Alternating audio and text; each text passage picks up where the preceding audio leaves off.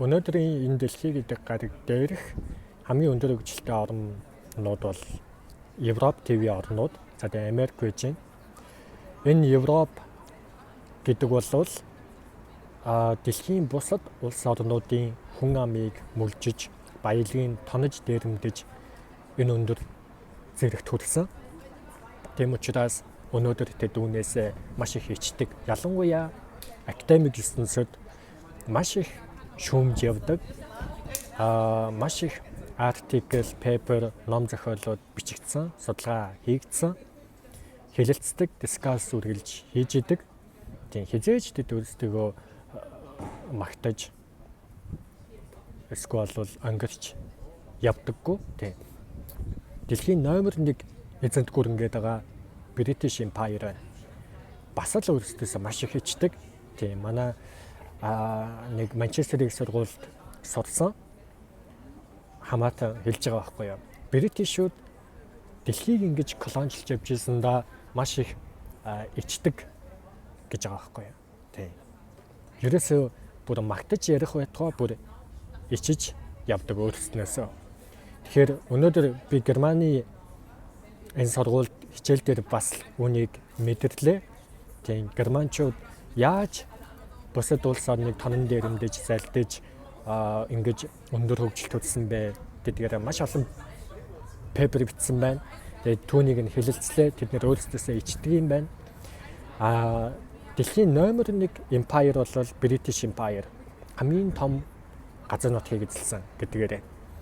Хоёрт Монгол Empire бичигддэг. Тийм гэтэл бид ичих байтугай харин ч омогш бахархаж ярьдаг. Тийм энэ бол маш ослтой. Тийм яагаад гэвэл төр хүчирхийлүүлдэх дайн хийх замаар empire байгуулдаг байхгүй юу. Тийм тэгэхээр энэ бол хүн төрөлхтний явах ёстой зам биш. Тиймээс өнөөдөр ярих ч утгагүй байхгүй юу.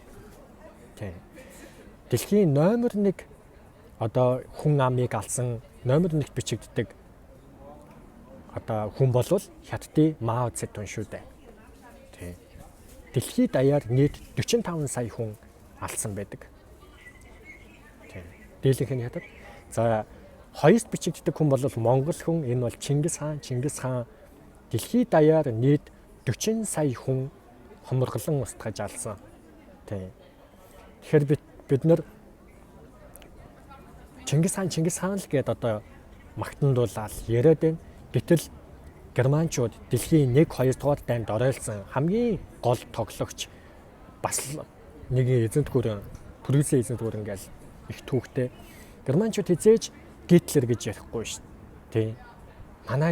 Манай Гитлер гэж ярихгүй шүү дээ. Гэтэл Чингис хаан чинь Гитлер гэдэгтэй адилхан байхгүй юу?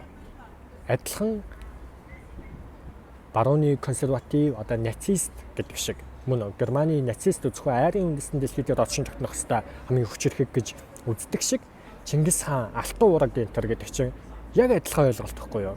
Тийм. Тэгэхээр германчууд хизээж манай Гитлер гэж ярихгүй байна. Бритишүүд хизээж дэлхийн empire байгууллаа гэж омогч явахгүй байна. Харин ч ичцгээд юм байна. Тийм. Бритишүүд ичдэг юм байна. Германчууд ичдэг юм байна. Монголчууд ичдэггүй. Тийм. Тэгэхээр тэгж их цээжээ дэлдэж өнгөрч Чингис хаан эсвэл бол ийм эзэнт гүрэн гэж ярих бол асалтай. Тийм. Тэрийг мастаж болохгүй.